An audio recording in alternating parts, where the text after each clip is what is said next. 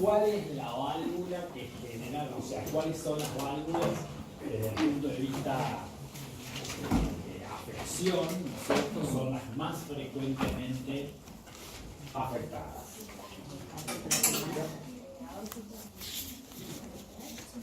Sí, en principio la mitral es la válvula más afectada en distintas patologías y le sigue en orden de frecuencia la aórtica. ¿Sí? Muy bien. ¿Qué características normales tiene que tener una válvula desde el punto de vista macroscópico y desde el punto de vista microscópico? A ver, macroscópicamente, ¿cómo sería una válvula del corazón? ¿Cómo estaría constituida macroscópicamente? ¿O cuál sería el aspecto que yo esperaría encontrar si la válvula está conservada, o sea, es normal? A ver, por ejemplo, si yo estoy mirando una de las válvulas auriculoventriculares, ya sea la mitral o la tricúspide, ¿qué características tendría que tener? Las valvas. Bueno, la válvula está constituida por valvas. ¿Y cómo son esas valvas? ¿Cómo son normalmente?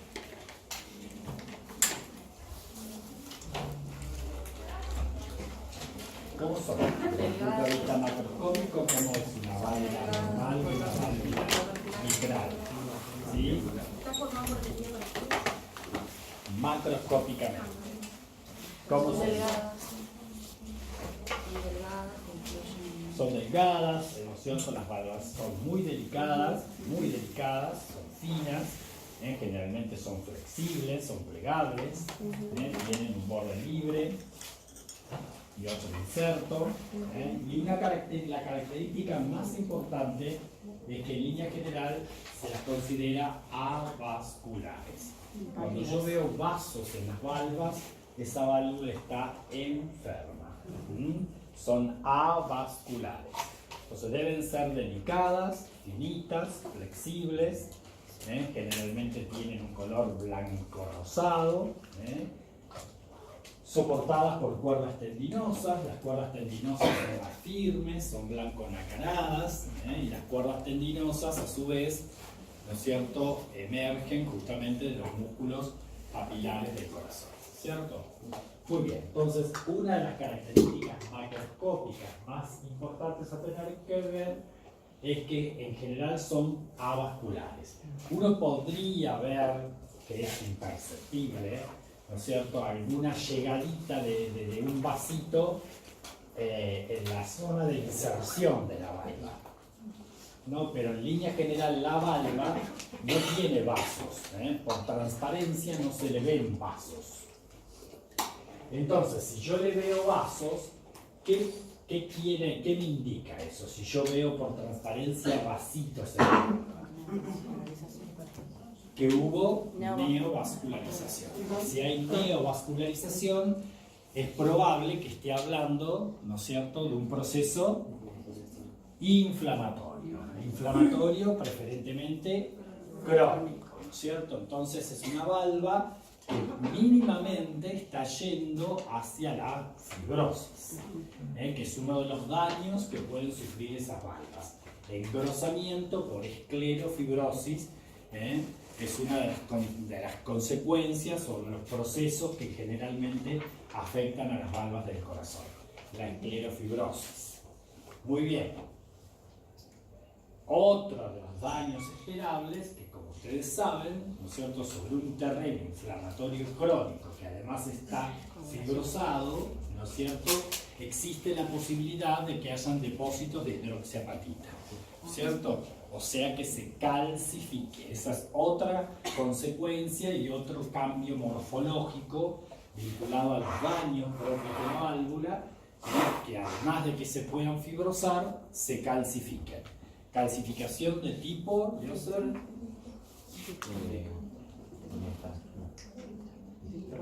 distrófica, ¿cierto? Calcificación distrófica. Bueno, muy bien. Entonces, eso es importante. Si hay neovascularización, quiere decir que estoy hablando, de un tejido de granulación. Porque el tejido de granulación que termina en esa fibrosis, ¿no es cierto?, justamente es un proceso inflamatorio crónico, ¿no es cierto?, en donde empiezan a llegar fibroblastos que justamente generan el colágeno, ¿no es cierto?, y la neovascularización, ¿sí? Muy bien, y si estoy hablando del punto de vista microscópico, ¿cómo están constituidas las válvulas del corazón? Microscópicamente hablando.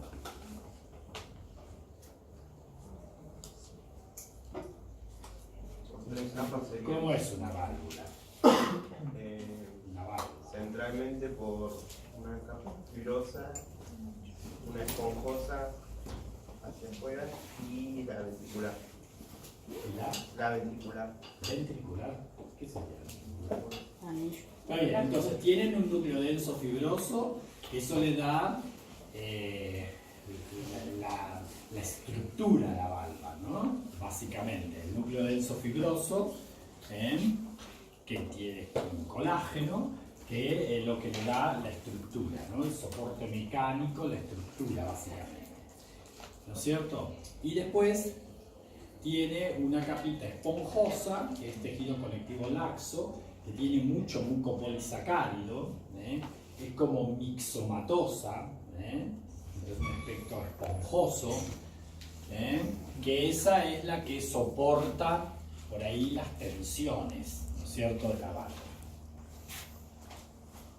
Y lo que une básicamente la fibrosa y la esponjosa, esas dos capitas, son fibras elásticas, que son las que generan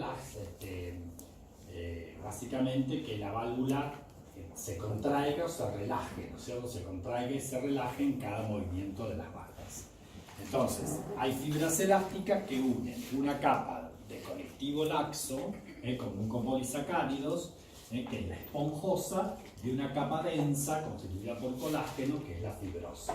Y por supuesto que externamente está tapizada ¿por qué? Por endotelio, en este caso endocardio, ¿cierto? Que es lo mismo, ¿sí?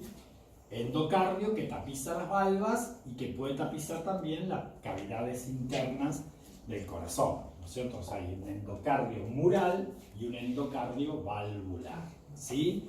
Todas las valvas tienen además unas células residentes, que son células intersticiales.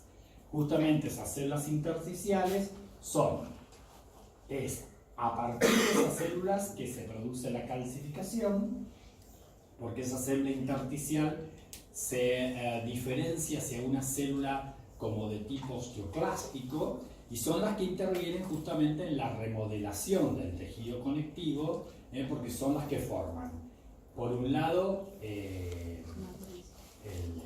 colágeno, ¿no es cierto?, o la matriz extracelular, y por otro lado, las metaloproteinasas que van degradando. O sea, ustedes saben que el equilibrio entre la síntesis y la eliminación, ¿no es cierto?, la degradación de esa MEC, de esa matriz extracelular, se llama remodelación, ¿sí? Entonces la válvula está en constante remodelación celular. Muy bien. Dicho esto, entonces, bueno, por supuesto, otra cosa que deberíamos mínimamente tener en cuenta es el tamaño de las valvas. ¿Cuál es la válvula más grande?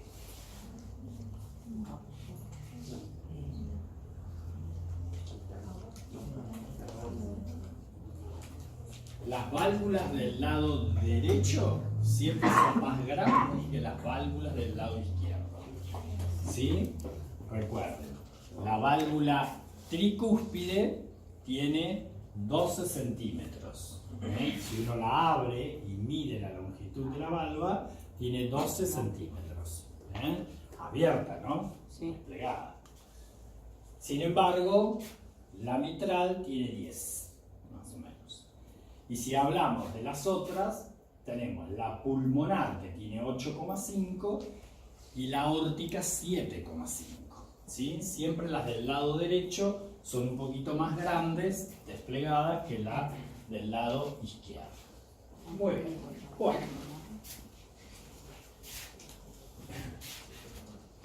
Entonces, vamos con el primer casito.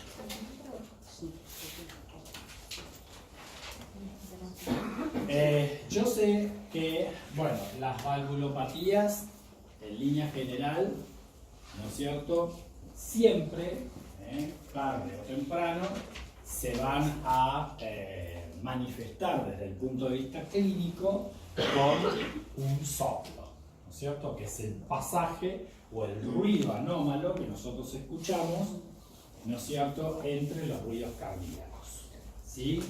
Hay distintos tipos de soplos, de distintas localizaciones, por supuesto, con distintas intensidades, con distintos timbres, que eso ya después en semiología los van a empezar a saber identificar, ¿cierto?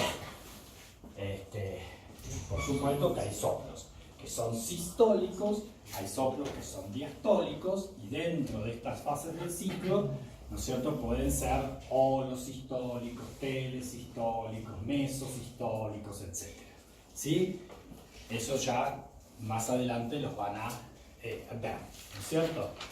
Muy bien. Pero en línea general, siempre que hay una alteración de la válvula, ¿no?, por constricción de la misma, o sea, por estenosis de la misma, ¿no? Porque funcionalmente la patología que yace en la válvula se va a expresar a través de una dificultad para que esa válvula se abra, ¿no? Eso se llama estenosis valvular, o una dificultad, ¿no es cierto?, en el cierre completo de la válvula. Y eso se llama dilatación valvular o regurgitación valvular, ¿cierto?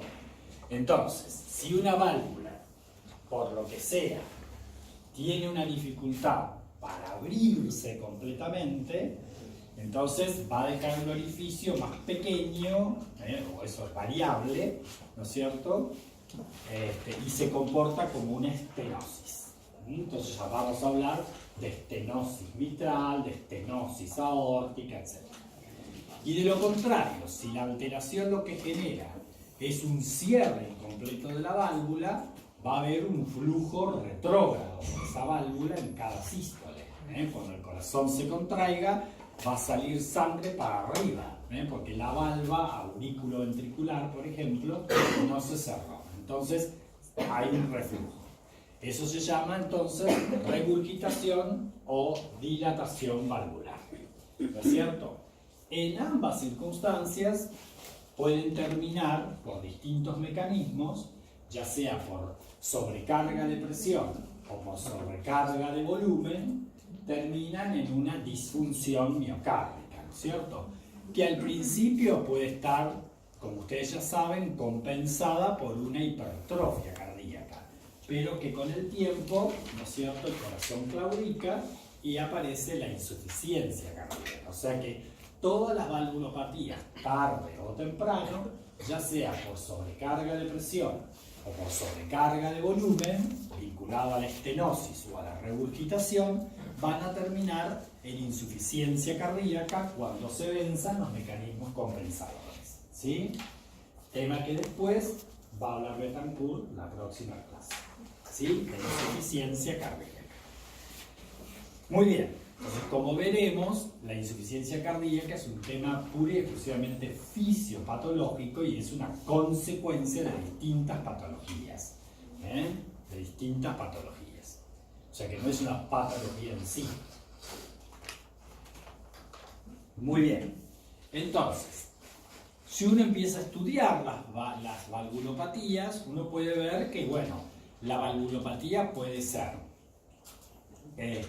única, ¿no es cierto?, hay compromiso de una sola válvula o de más de una válvula, o sea que está combinada con otra válvula afectada, ¿no es cierto? Pueden ser simples o pueden ser mixtas. ¿Eso qué quiere decir? Simple es cuando, por ejemplo, la valvulopatía se expresa solo con estenosis o solo con regurgitación, Ahora, si la valvulopatía se expresa con las dos cosas, o sea, genera un mecanismo estenótico y a su vez se genera un mecanismo de reflujo, hablamos de enfermedad valvular. ¿Quedó claro eso? Entonces podemos hablar, por ejemplo, de estenosis aórtica, de regurgitación aórtica o de enfermedad aórtica cuando tienen ambos mecanismos. ¿Sí? Muy bien. Hay valvulopatías que son congénitas. Y hay, por ejemplo, el otro día cuando vimos las cardiopatías congénitas, hablamos, por ejemplo, de la estenosis aórtica congénita, hablamos de la estenosis pulmonar congénita. O sea, puede ser que la valvulopatía la aparezca en la persona desde el nacimiento, ¿no es cierto? Y sea una alteración morfológica intrínseca por un mal desarrollo vinculado a alguna embriogenia, entonces se puede producir alguna valvulopatía. Y si no, puede ser adquirida. Las hay congénitas y las hay adquiridas. O sea, hay un trastorno de base que genera una alteración de la válvula y eso se llama valvulopatía adquirida. Por ejemplo, si una persona tiene, ¿no es cierto?, un defecto de la fibrilina, en un síndrome de Marfan, bueno, justamente por ese defecto de la fibrilina, ¿no es cierto?, que altera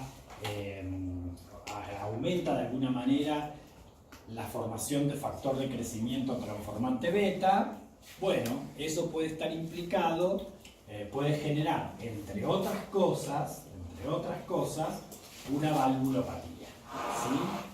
Una valvulopatía. Entonces, esa es una valvulopatía adquirida por un defecto, básicamente, de la fibrilina 1, ¿sí? En el síndrome de Marfan. O las valvulopatías vinculadas a la fiebre reumática, que termina en una cardiopatía reumática con una valvulopatía de localización preferentemente mitral, aunque puede ser aórtica. Bueno, entonces esas serían formas adquiridas. Las hay orgánicas cuando tienen un trastorno propio de la válvula, que yo morfológicamente puedo ver qué trastorno es, y a veces se producen valvulopatías de tipo funcional, incluso que uno escucha soplos que se denominan funcionales, en donde no hay un trastorno básicamente orgánico de la válvula. Puede ser que haya, por ejemplo, una alteración del músculo papilar o que haya una alteración de la cuerda tendinosa.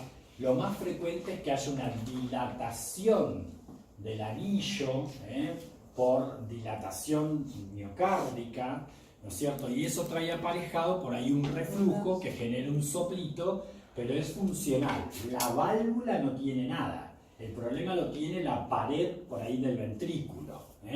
Entonces, las hay funcionales y las hay orgánicas.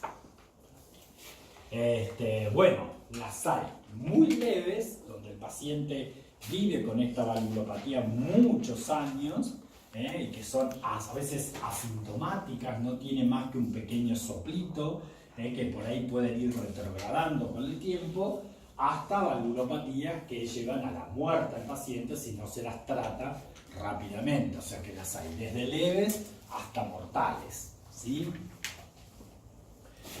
Muy bien. Pero, en definitiva, desde el punto de vista clínico, como vemos acá abajo, ¿no es cierto?, siempre se manifiestan tarde o temprano por un soplo. Entonces, nuestro primer caso habla de un varón de 65 años que presenta un soplo durante la sístole, desde la infancia. Desde la infancia. Tiene 65 años. Que dice que por el cual nunca fue tratado. Abajo tenemos graficado, así se grafican los soplos. Entonces tenemos, ahí vemos el primer, no veo nada, que cambiar la pantalla. El primer ruido cardíaco, ¿no? El primer ruido cardíaco, ¿a qué se debe? Al cierre de la auricular. Sí, auricular. Bueno, y después vemos el segundo ruido cardíaco. ¿Qué eso se debe? A la órbita pulmonar. Bueno, fíjense que entre el primer y el segundo ruido se produce ahí un soplo. Un soplo que está más o menos entre el primero y el segundo ruido. Quiere decir que es mesosistólico, ¿no es cierto? Mesosistólico. Ahí graficados tienen también un tercer y un cuarto ruido, como verán. El tercer y cuarto ruido en general es patológico. El tercer y cuarto ruido. ¿A qué se debe el tercer ruido cardíaco? Podría ser a la sangre que se vuelve turbulenta y... Claro, a la llegada al ventrículo de la sangre bruscamente desde las aurículas, ¿no es cierto? Y el cuarto ruido también tiene que ver con la contracción de la aurícula, con, ¿cómo se dice?, aumento de la compliance del lado ventricular, ¿no es cierto? A eso se deben el tercer y el cuarto ruido, al tercer y el cuarto ruido. El tercer ruido generalmente aparece siempre después del segundo. El tercero va después del segundo. Se van a acordar, segundo, tercero. Pero el cuarto ruido va siempre delante del primero. ¿Sí? Ven que allá tenemos primero, segundo, tercero, cuarto, primero. ¿Sí? Entonces recuerden que el cuarto ruido se oculta antes del primero y el tercer ruido, que es patológico, se oculta después del segundo. ¿Sí? Entonces, si yo llego a ocultar un tercer y un cuarto ruido, este paciente no me hace primero. Normalmente, si yo oculto un primer y segundo ruido normal, yo voy a escuchar un lum, lum, lum. Eso voy a escuchar, ¿sí? Cuando pongo el estetoscopio. Si yo escucho un soplo entre el primero y el segundo, voy a escuchar luz, luz, luz, ¿sí? Voy a escuchar un ruido anómalo, como un soplido, entre el primero y el segundo. Ahora, si yo escucho un tercer y cuarto ruido, que repito, son patológicos, yo voy a escuchar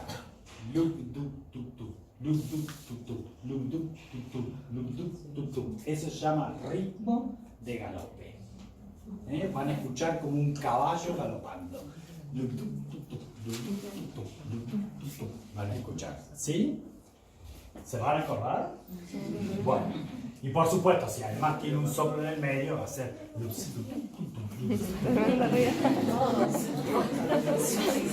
hay que pasarse horas de su vida a ocultar con el corazón, para aprender a ocultar los ruidos normales primero y luego para poder percibir los ruidos patológicos, anormales. Si no conocemos bien los ruidos normales, difícilmente detecten anomalías, o van a escuchar un quilombo del corazón y no van a saber identificar bien qué es lo que está. Repito, eso después depende de la ubicación de la válvula afectada, de la intensidad, y eso dependerá del grado de lesión que tenga la válvula, de si es estenótica o por regurgitación, porque generalmente las estenosis hacen y las regurgitaciones hacen como que chupa la sangre, ¿no? Hace un ruido diferente. Eso también se tienen que familiarizar para saber si es por estenosis o es por regurgitación. ¿Sí? Para ubicarlos dentro del ciclo. Y después el timbre, que es la música del soplo. Cada soplo tiene su timbre. Entonces van a aprender que hay soplos en maquinaria, soplos, en distintos nombres reciben los soplos de acuerdo al timbre musical que sería, ¿no es cierto? A veces hacen unos ruiditos especiales que uno los escucha y dice, ah, esto es una persistencia del conducto arterioso, como decíamos el otro día. Que es un ruido especial, eso es un ruido en maquinaria, se llama, ¿no es cierto? Bueno, y así van a aprender todos los soplos habidos por haber, y así van a desaprobarse biología también. Patología cardíaca en semiología es muy difícil, ¿eh? Entre electrocardiograma y todos los soplos, agarrate Catalina. Vienen para tirar para arriba. Muy bien. Este hombre entonces es un hombre mayor, pero tiene este soplo desde la infancia. ¿Qué nos hace pensar? ¿Nos hace pensar que el soplo es leve? No necesariamente. Por ahí tuvo un soplo moderado, pero lo que sí nos hace pensar que si lo tiene desde la infancia, es probable que tenga como base una patología congénita del corazón, una anomalía congénita del corazón, la cual le ha permitido vivir hasta la adultez, pero ahora hay algún tipo de descompensación respecto a su patología de base. Pero si tiene 65 años y está vivito y coleando, y tiene este soplo que uno registra desde la infancia, lo más probable es que tenga como base una patología congénita del corazón. Una valvulopatía me refiero, ¿no? Una valvulopatía congénita. ¿Sí? ¿Qué valvulopatía congénita puede llegar a tener?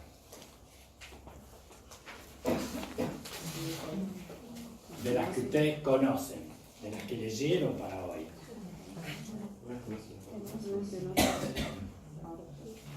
Bueno, puede ser una estenosis aórtica vinculada a qué patología congénita. Estenosis sería el mecanismo, ¿no es cierto?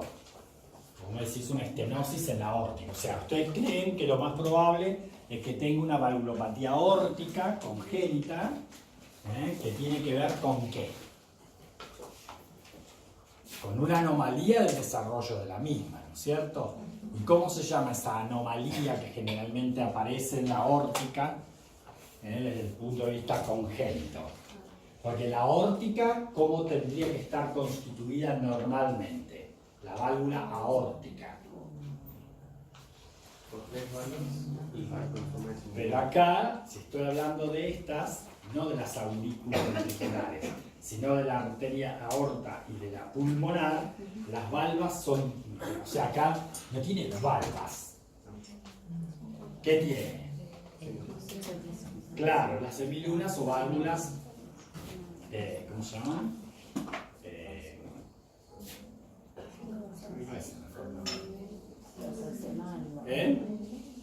¿Cómo? No, conniventes eso en el intestino. Bueno, sigmoides. Las válvulas sigmoides o semilunares, ¿cierto? Que en la aórtica son 3 válvulas sigmoides o semilunares. No tiene valvas como la válvula mitral, que tiene 2 cúspides, es bicúspide o mitral, y la tricúspide, que tiene 3. ¿Sí? Bueno, acá tiene válvulas sigmoideas. Bien. Entonces, ¿qué onda? ¿Cómo? Eso sería lo normal. Y lo patológico o congénitamente anómalo es cuando, en vez de tener esas 3, tiene 2 cúspides. Entonces es una válvula aórtica bicúspide, eso es anormal. Que generalmente pueden estar divididas por 2 cúspides normales y simétricas, 2 cúspides nada más, y a veces tiene una como más grande y otra pequeña, o sea, es asimétrica, con un RAF en el medio, ¿sí? Con un RAF en el medio. Y es sobre ese RAF que generalmente se produce qué complicación de la válvula bicúspide. No se puede clasificar. La calcificación, ¿sí? Si es con RAFE, la calcificación empieza en el RAFE, ¿sí? Y a veces no tiene un RAFE, ¿sí?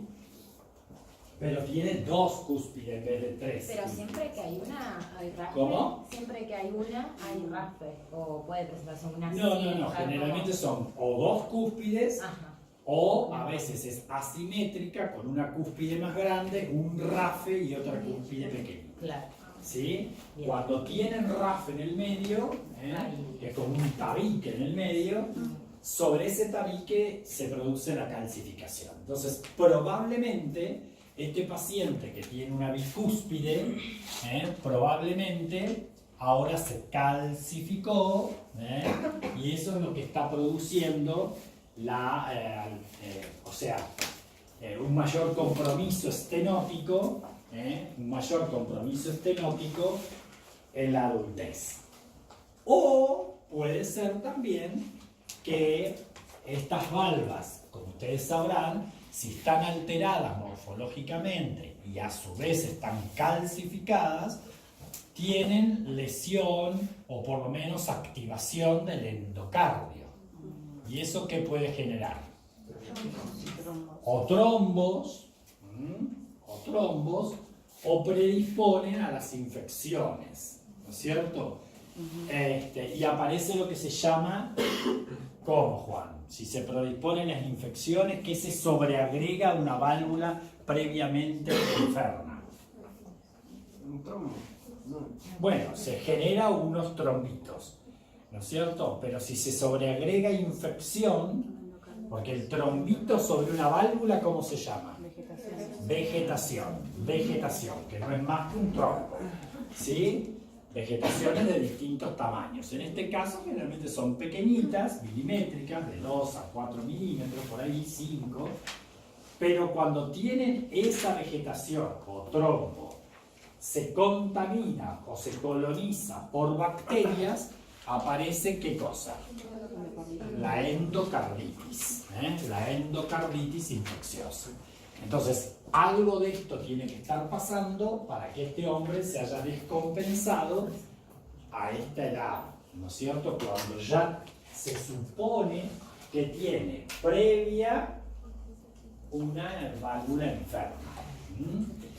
Pero Muy bien. los soplos siempre tienen que ser tratados. ¿Cómo? Los soplos siempre tienen que ser tratados. No, si el soplo es asintomático, o sea, no le genera ninguna clínica, ¿no es cierto? Es leve, asintomático, bueno, se lo va controlando, por supuesto, ¿no es cierto? Porque ¿qué puede pasar con una estenosis de la aórtica importante, de moderada a severa? Si se estenosa la aórtica, ¿qué puede pasar? ¿Cuál sería la consecuencia? Aumenta la presión en el ventrículo izquierdo. Y eso trae aparejado un fenómeno de adaptación, que es la hipertrofia izquierda. Y con el tiempo, por aumento de la presión, ¿no es cierto?, puede generarse claudicación con insuficiencia izquierda. Y ya veremos después cómo se comporta una insuficiencia izquierda clínicamente hablando, ¿sí? Entonces, obviamente, que si yo no tengo síntomas de insuficiencia, ¿no es cierto?, ni tengo síntomas en ese paciente, bueno, lo voy controlando, lo voy manejando. Porque por ahí la estenosis es leve en un principio y eso les permite vivir, más allá de que yo le pongo el estetoscopio y escucho un ruidito, pero si no tiene clínica, no tiene sintomatología, ni está descompensado, bueno, probablemente por el momento no se hace nada. De hecho, ha vivido muchos años sin problemas. Ahora parece ser que algo está pasando, ¿sí? Bien. Bueno, antecedente: estenosis calcificada de la válvula aórtica bicúspide congénita, que macroscópica o morfológicamente hablando se ve así. Ven que tiene 2 cúspides, 2 cúspides, y acá no veo RAFE medio, pero miren la estenosis, no solo es anómala congénitamente porque tiene dos cúspides, sin RAF en este caso, pero ¿qué ha pasado? Yo veo nódulos blanquecinos que engrosan las valvas y eso tiene que ver con calcificación de la válvula bicúspide congénitamente. ¿Sí? Congénita bicúspide. ¿Sí? Muy bien. Así veríamos una válvula bicúspide calcificada. ¿Sí? Sí. Entonces lo que le pasó a él fue que se infectó con una bacteria. Y todavía no lo sé. Te muestro el antecedente. Esto es lo que este paciente tenía. Lo que pasa es que seguramente desde el principio no está calcificada. O sea, la calcificación no nace con la válvula calcificada. Esto ocurre años después. De hecho, existe la calcificación de la válvula aórtica de tipo senil, ¿no es cierto?, en pacientes de edad avanzada. Generalmente la calcificación en los viejitos, ¿no es cierto?, aparece más o menos para los 80, 90 años. Ahora, en el caso de las anomalías congénitas de la válvula, sí es mucho antes la calcificación.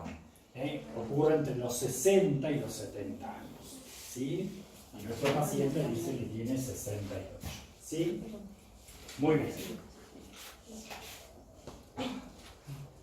Bueno, ahora bien, ¿qué encontramos además? Dice, a su soplo, entonces vemos que tiene un soplo sistólico por estenosis aórtica. A su soplo, dice, se le agregó fiebre, escalofríos y la aparición de este signo, que no es muy común, pero que puede aparecer, que son las hemorragias en astilla. Ven que tiene como hemorragias subungueales, hemorragias en astilla. Este es un signo bastante característico, pero que no es tan frecuente de ver. Yo se los puse a propósito para que lo vean alguna vez, porque no pueden encontrar. De hecho, hay que buscarlo siempre. Entonces, a ver, ¿qué le agregamos al soplo? Dice que tenía el soplo, que ya lo sabíamos, eso semiológicamente hablando, tiene un soplo, y le agregamos fiebre. Acompañando esta fiebre, tiene escalofríos. ¿Qué era el escalofrío? ¿Qué es cuando uno tiene escalofríos? ¿A qué llamamos escalofríos? ¿Qué diferencia hay entre escalofríos y chuchos de frío?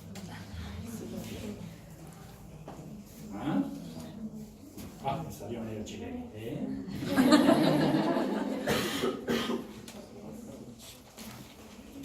Los escalofríos es la sensación de tener frío. ¿Vieron cuando uno tiene fiebre? Que dice tapame, tapame, tengo frío, tengo fiebre. Es la sensación de tener frío. ¿Sí? Pero el chucho de frío es cuando uno empieza a contraer los músculos para producir calor. Entonces tiembla, tiene chuchos de frío. El escalofrío es la sensación de tener frío y los chuchos de frío es la contracción de los músculos para producir calor. ¿Sí? Muy bien. Eso acompaña, ¿no es cierto?, a la fiebre, o sea, la elevación de la temperatura corporal, que nosotros ya dijimos, la diferencia entre fiebre y síndrome febril, ¿cierto? Pero lo importante acá es que al soplo se le agregó fiebre.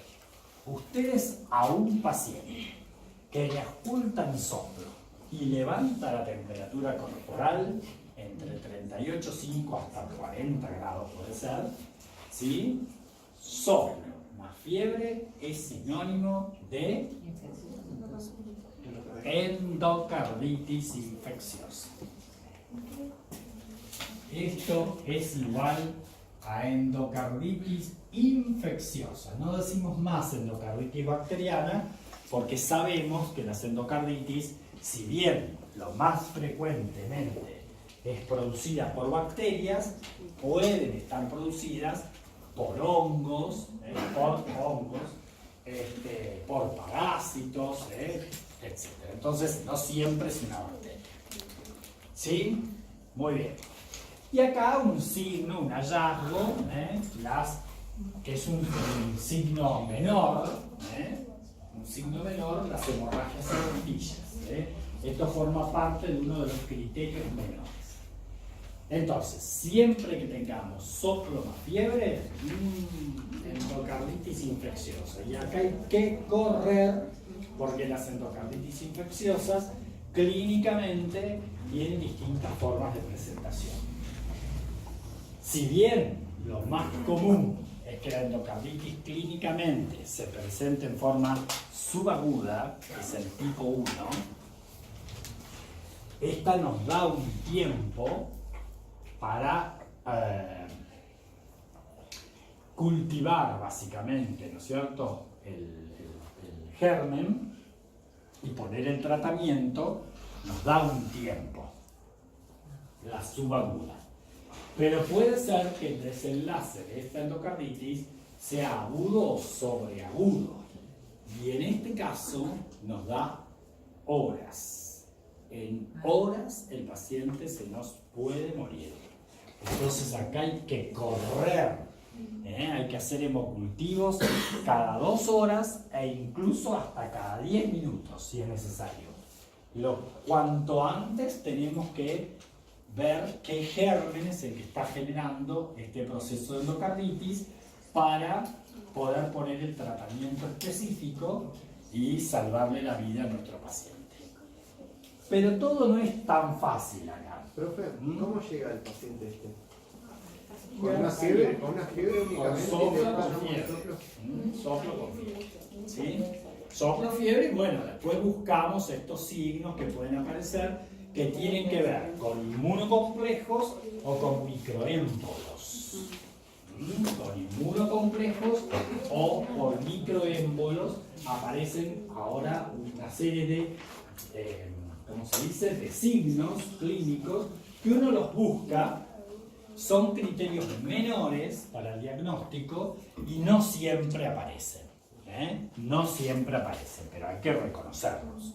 ¿Sí? Lo más importante acá es un soplo con un paciente con un síndrome febril, que además va a llegar con fatiga, con inquietud, cansado, ¿no es cierto?, con lasitud, que se llama, ¿no? Es un paciente que está clínicamente descompensado, alterado, ¿no es cierto?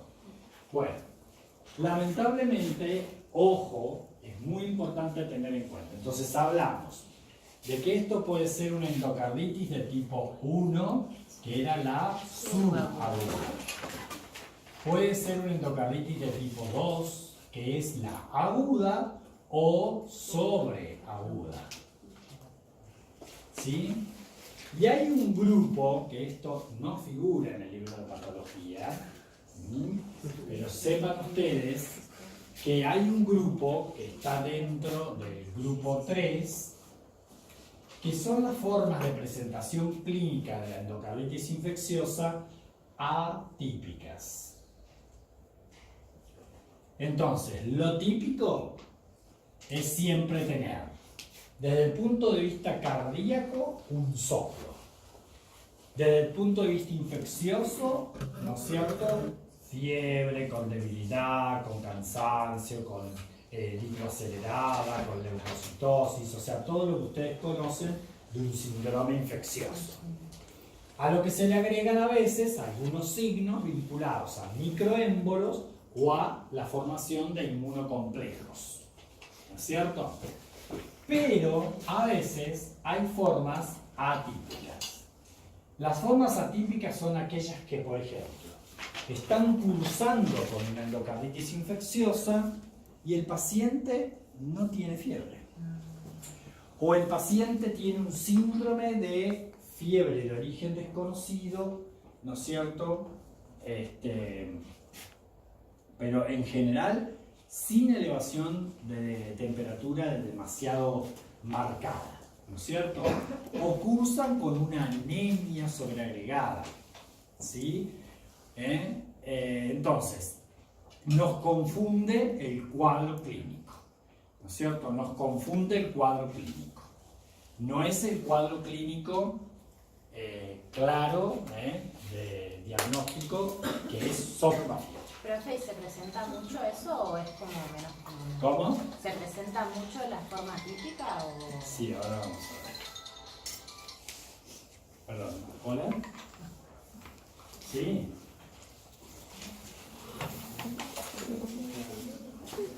Sí. Mira, estuve mirando y el estudiante figuraba inscrito en la comisión B. Después se pasó a la D. No tiene ficha de inscripción, no tiene su ficha, pero no tengo adjunto ningún certificado. Claro, por lo menos adjunto ninguna de las comisiones tiene un certificado.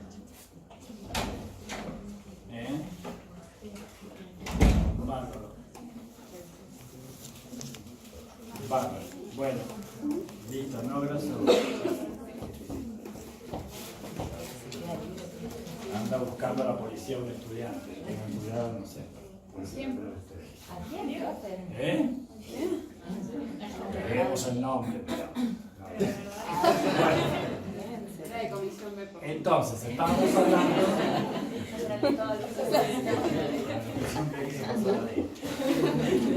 Ahora no lo encontramos.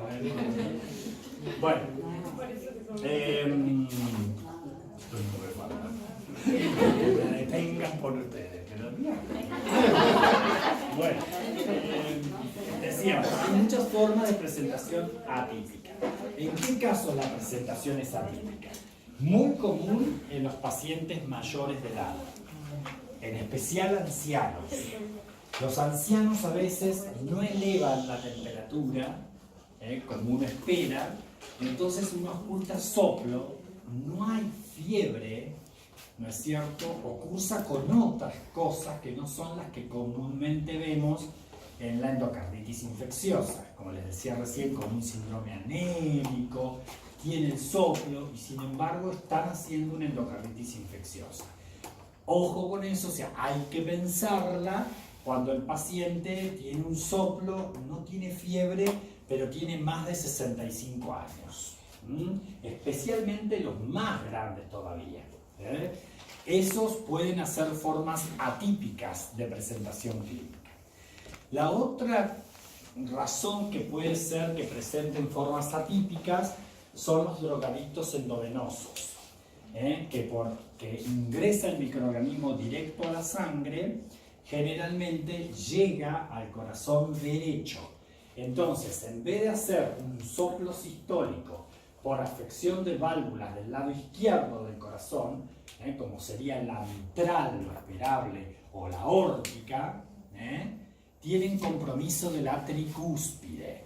Ojo con los drogadictos endovenosos, que si hacen endocarditis infecciosa, ¿no es cierto?, generalmente es de una válvula que no es la comúnmente afectada. Esa es una forma de presentación atípica. Otros que presentan forma atípica son las pacientes que hacen sepsis, ¿no es cierto?, por causas ginecobstétricas, por ejemplo, posabortos, etc. Esas pacientes también tienen un cuadro clínico diferente a la endocarditis infecciosa característica. Entonces, las complicaciones o pacientes que hacen sepsis, especialmente por causas ginecobstétricas. Los otros que pueden hacer síndrome febril prolongado y sin un soplo específico, por ejemplo, son los inmunocomprometidos. Si el paciente es un inmunodeprimido, ojo, porque puede estar haciendo una endocarditis infecciosa y no tiene las características clínicas típicas, ¿sí?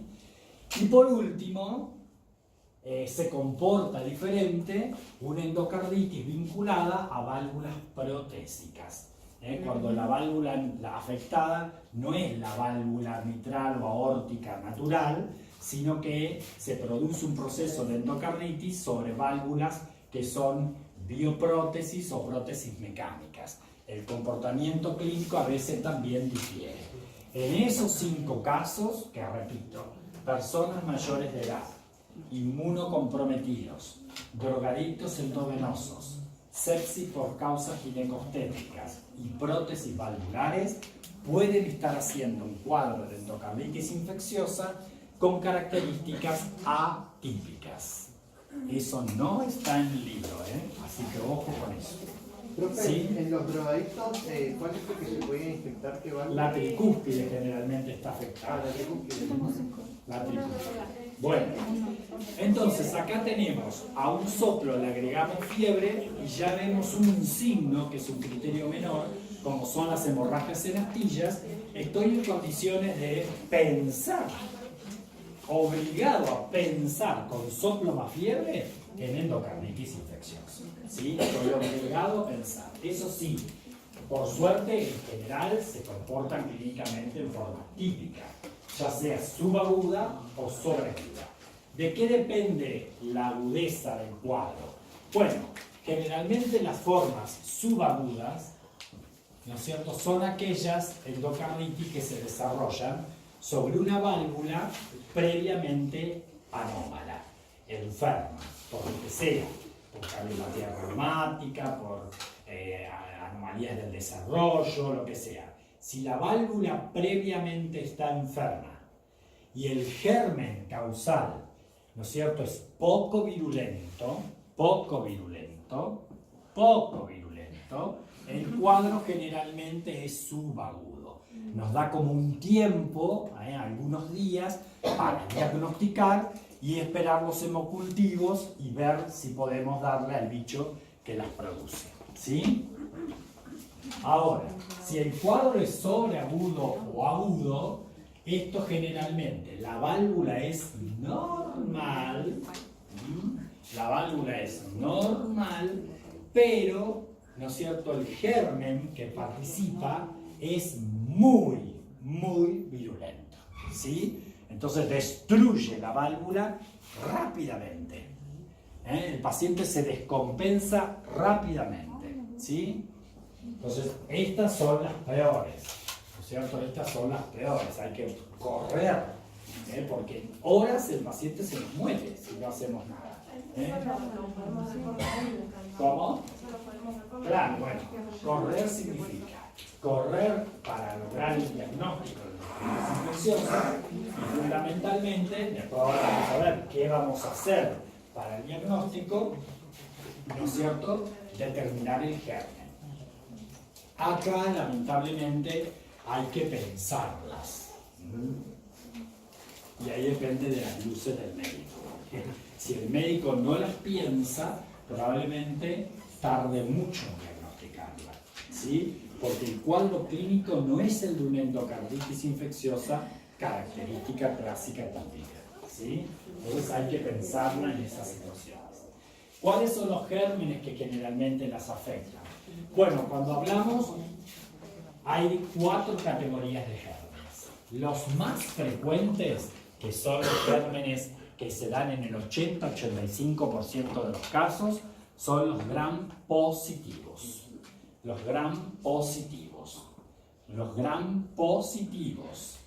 Lo repito porque hasta hace poco los que encabezaban el grupo se decía que eran los negativos, ¿no? Son los gram positivos, especialmente los streptococos, en todas sus formas, Streptococcus pneumoniae, Streptococcus faecalis, streptococos beta hemolíticos del grupo A, etc. Streptococos y los estafilococos, especialmente el Staphylococcus aureus y el Staphylococcus epidermidis. Los estáfilos se dan más en menor proporción, un 20%, y la mayoría son streptococos. Entre los streptos y los estáfilos se llevan el 80-85% de las endocarditis, ¿sí? Gram positivos. Le siguen un 10%, ponele 5 a 10%, los gram negativos, que ahí entran todas las bacterias, las enterobacterias, ¿sí? El Enterobacter, el Proteus, la Shigella, la Salmonella, ¿cómo se llama la otra? La Escherichia coli, las enterobacterias gram negativas, ¿sí? Ahí entra el grupo 2, ¿sí? 5 a 10%. 5 a 7%, categoría 3, son los hongos, ¿sí? Las endocarditis micóticas, donde metemos básicamente a la Candida albicans, el Aspergillus fumigatus y el Histoplasma capsulatum. Son los 3 hongos más comunes de encontrar. Cándida a la cabeza, ¿sí? De hecho, las infecciones por cándida son las endocarditis infecciosas que producen vegetaciones más grandes. Las endocarditis por cándida tienen vegetaciones enormes, ¿sí? Enormes, porque siempre que hablamos de vegetación, hablamos de vegetaciones milimétricas, 1, 2, 4, 5 milímetros. Acá estamos hablando de vegetaciones, por ahí es una sola vegetación, pero de este tamaño, ¿cierto? Es grande, muy grande. Piensen en una válvula, Pero ¿no? las gram positivas que hacen la mayoría de las endocarditis, ¿hacen subaguda o no? No, bueno, eso solo Dios sabe, porque ¿de qué depende? Bueno, depende de la virulencia del germen. Por supuesto que Streptos y Staphylos son muy virulentos, especialmente Staphylos, muy virulentos. Y también depende de si la válvula es sana o previamente está enferma, ¿sí? De eso depende el cuadro clínico, ¿no? Que sea subagudo o agudo, o sobreagudo. A veces es sumamente rápido. Nos da horitas para resolver el problema. Sí. ¿Te había dicho cuáles 3 digamos? ¿Cómo? Cándida a la cabeza, Candida albicans, y después tenemos también el Aspergillus fumigatus, y el Histoplasma capsulatum. Son los 3 hongos que generalmente suelen aparecer. Hongos. Y después en una cuarta bolsa, en la cuarta categoría, están las misceláneas. Los otros bichos raros. Estos bichos raros uno cree que no los va a ver nunca, pero ojo con los bichos raros, si no miren acá. Los bichos raros hay que tenerlos en cuenta porque a veces, ¿qué pasa? Uno hace el hemocultivo y no encuentra nada, y hace otro hemocultivo y no encuentra nada, no cultiva nada. Puede ser uno de estos bichos que ese cultivo no sirve para ese bicho. Ojo con los bichos raros, ¿sí? Entonces hay que empezar bueno, la gente del laboratorio sabe qué cultivo utilizar para los distintos gérmenes, ¿no? Porque probablemente, como sabemos que el 85% son Streptos o Staphylos, bueno, uno hace los cultivos que normalmente se hacen, ¿no es cierto? Y enseguida detecta si es un Streptos, si es un Staphylo y que sepa, etc. Lo común es eso. Pero ojo cuando uno empieza a ver que el hemocultivo te da persistentemente negativo. O la infección es muy profunda y a veces lo que está infectado no es la válvula sino el endocardio. O el paciente recibió tratamiento antibiótico previo. Ojo, porque si hasta 2 semanas antes el paciente estuvo tomando antibiótico, probablemente el hemocultivo les dé negativo. Eso tienen que tenerlo en cuenta siempre, es lo más importante. Si tomó antibióticos antes, por alguna razón, por alguna razón, sí. ¿Sería ninguna expresión solamente? Y sí, generalmente cuando se dan en cuadros especiales, ¿no es cierto? O en inmunodeprimidos, entrocalitos endovenosos, sí, son cuadros especiales. No es lo más común que un paciente haga endocarditis por Aspergillus fumigatus, no es lo más común, pero existen. De los hongos, la cándida es la que más se encuentra. Entonces, ojo con el hemocultivo negativo porque puede que haya tomado antibióticos previamente, puede que el cuadro infeccioso no esté asentando específicamente en la válvula, sino en el endocardio mural, que sea así, ¿no es cierto? Bueno, depende del germen, depende de algunos factores. Muy bien. Y por supuesto, sí. ¿Qué sería bicho raro? ¿Cómo? Bicho raro o misceláneo. Ahora decimos. Bueno, ahí dentro de lo raro tenemos, se los agrupa como grupo ASEC, el grupo ASEC. Y otras hierbas, porque hay otros, como la Listeria monocitógenes, entra ahí la Clamidia sitachi, entra ahí raro. Pero si no, está dentro casi siempre de 5 bichos raros, que son Iñaki, Moreno, Lanzalón. A ver, ASEC.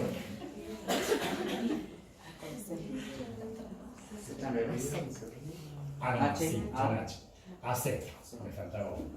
Es el Haemophilus influenzae, el Actinobacilo, el Cardiobacterium, la Eikenella y la Klingella. Esos son los 5 bichos raros dentro de las misceláneas. A lo que se les puede agregar la Clamidia sitachi, la Listeria monocitógenes y otras hierbas, ¿no? Pero ya sería amplio, ¿sí?